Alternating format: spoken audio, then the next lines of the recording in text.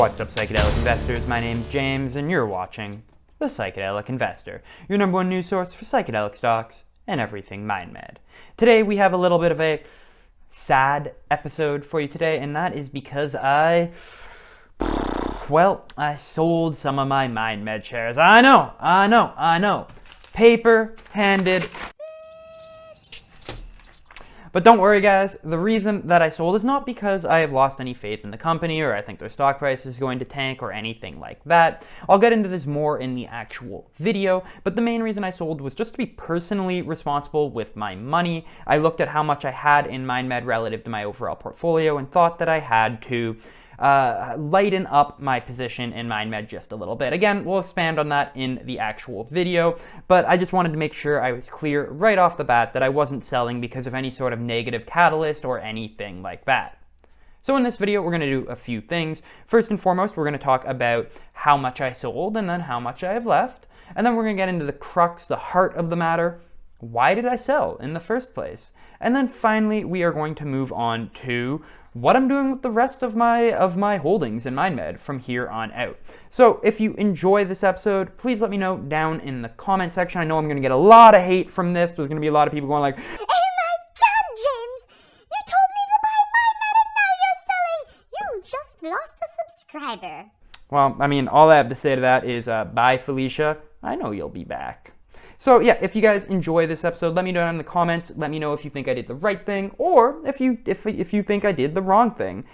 There are no wrong answers here, but the one thing I do want you guys to keep in mind is please be civil when you are writing your comments down below. I do try to read them all, and I will answer to all the ones that I can. And while you're down there, why don't you just gently caress the like button, smash that subscribe button if you haven't already, and if you haven't already, like, what are you doing with your life? Hurry up, it's right there, just hit it. And, of course, hit that notifications bell to make sure you never miss an episode going forward. Enjoy the video.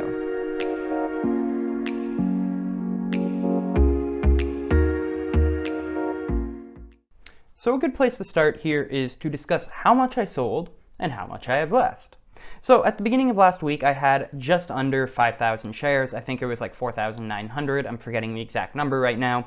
And over the past week, I offloaded about half of them. So right now I have 2,213 shares, which comes out at the time of filming to around $10,000 Canadian. So before I had about $20,000 Canadian in Mind Medicine, and now I have 10,000 or 2,213 shares. So let's get into why I sold. And again, like I said in the intro, it's not because I lost any faith in the company or anything like that. MindMed is still one of my favorite companies, one of the companies I am most excited for, and it is the second largest company in my entire portfolio, even after selling half of it. And the reason I'm so excited about MindMed, I talk about this all the time, is because we are in multiple crises. We're in an addiction crisis, a depression crisis, an anxiety crisis, and MindMed is the company that is the furthest ahead in solving some of these crises. They are the company that is looking at these holistically, trying to solve the root problems of these crises. So I'll just give you one example, and that's with addiction. Yes, the company has a drug called 18-MC that they're hoping to use to treat opioid addiction, but it goes so much further than that. The company sat down and they're like, well, what's the best way to treat addiction? What if we ensure that people don't get addicted in the first place? They looked at the data and they saw that most people get addicted to opioids because they have chronic pain conditions, and they go to their doctor and their doctor prescribes them opioids, and then they get addicted to said opioids. It's not rocket science. So the best way to begin to solve our opioid crisis is to make sure people don't get addicted to opioids in the first place, which means we need better pain medications, which is how Project Angie was built.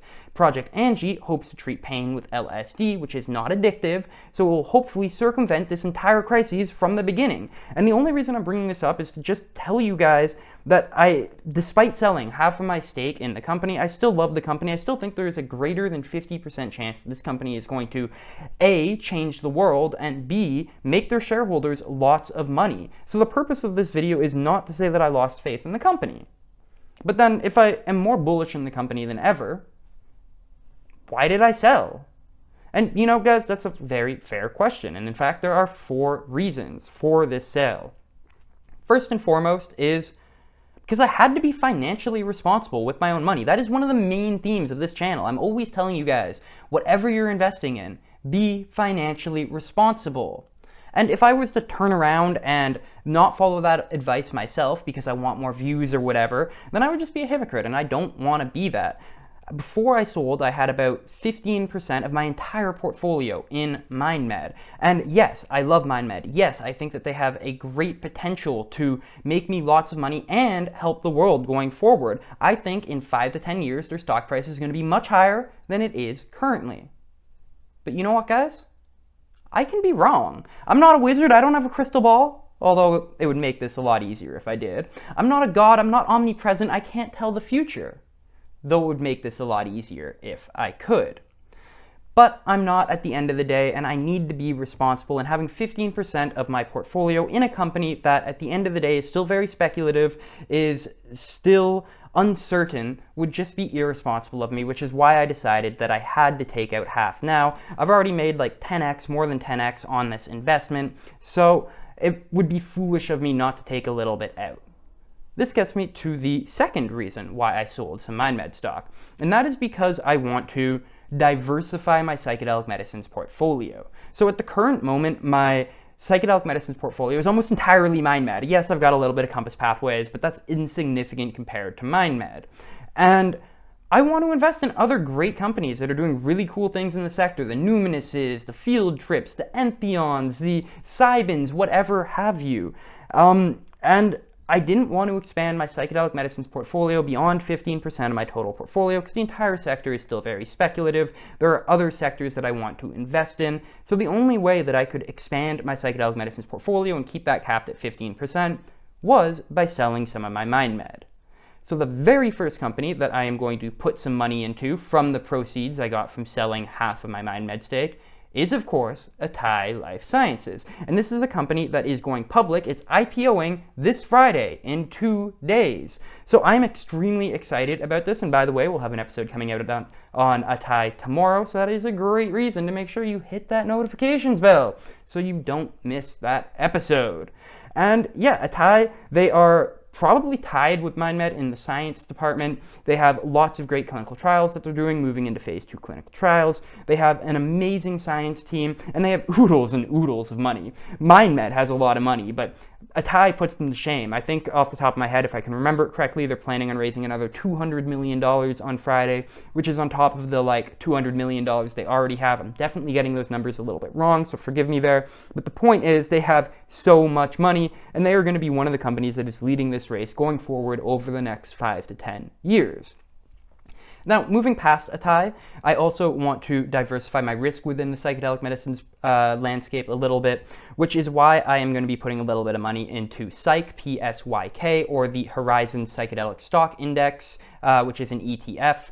So this is so I can get a little bit of Numinus, a little bit of Cybin, a little bit of whoever. About 10% of it's in MindMed, so 10% of it's just going to be going back to MindMed there.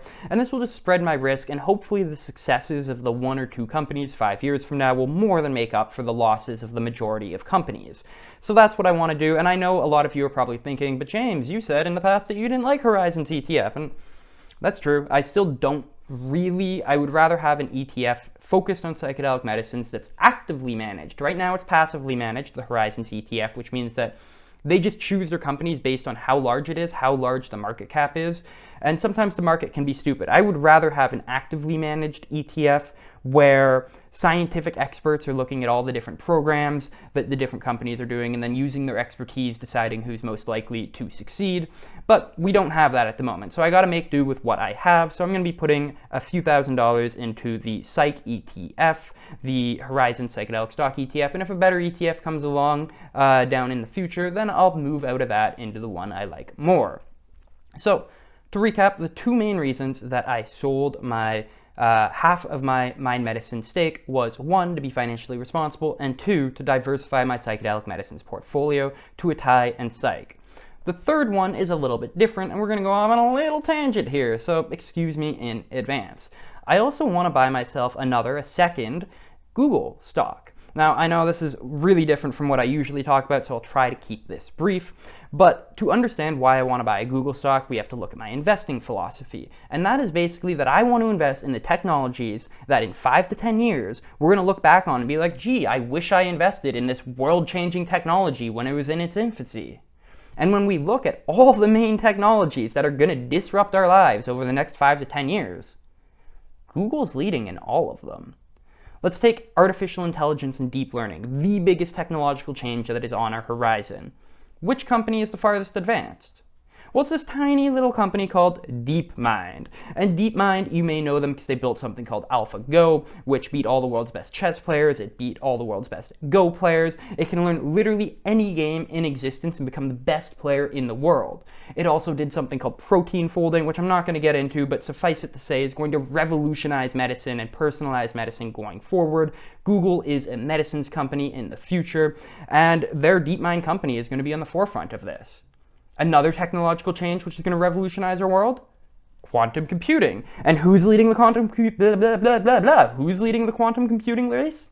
Well, a company called Quantum AI, which is the first company to ever achieve something called quantum supremacy. Who owns Quantum AI? Google! And then it just keeps going on and on. Another technological thing that's going to revolutionize our world, global constellations of satellites giving us worldwide internet. Who's doing that? Okay, well that one's SpaceX. But you know what? Google owns 10% of SpaceX, and the only way I, as a retail investor, can invest in SpaceX is by owning Google. Plus, they are in this Starlink program. They've now partnered with Google, so it's a Google-SpaceX partnership. So if I want to invest in Starlink, I got to invest in Google. They also have a company called Waymo, which is probably not going to win the autonomous vehicle race, but you never know.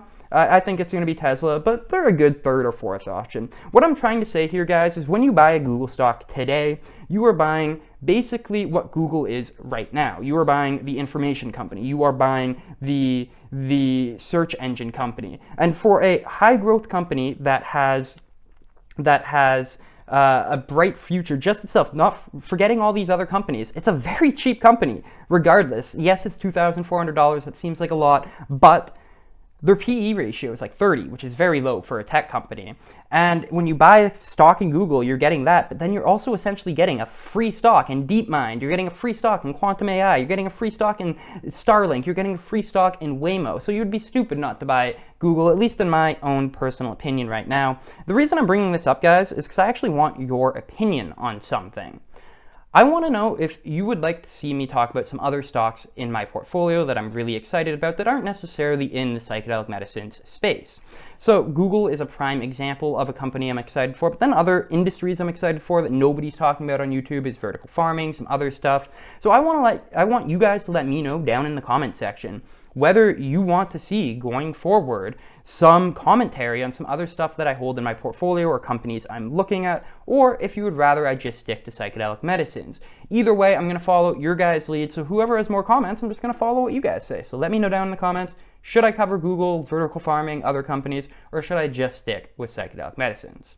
Sorry for the tangent, guys, that went way longer than I wanted it to. Getting back to the topic at hand, we've already gone over 3 different reasons I sold my MindMed stock. They are to be financially responsible, to diversify my psychedelic medicines portfolio, and to get a Google stock. The fourth reason, is because it turns out here in Canada we had a little thing called tax season, and I owe Mr. Trudeau a little $2,000 more than I expected to, and because I've been buying the dip and the dippity dip and the dippity dip dop dip every time it's been happening, I have no more money left in my bank account, so I had to sell a little bit in order to go pay Mr. Trudeau the money that his government thinks they deserve from me. So unfortunately, I had to sell a little bit of MindMed for taxes, which is sad. It makes me cry a little bit, but c'est la vie, it is what it is. Alrighty, so now that we covered the 4 reasons that I felt I had to sell MindMed, what am I doing with the rest? Well, hodl in for life.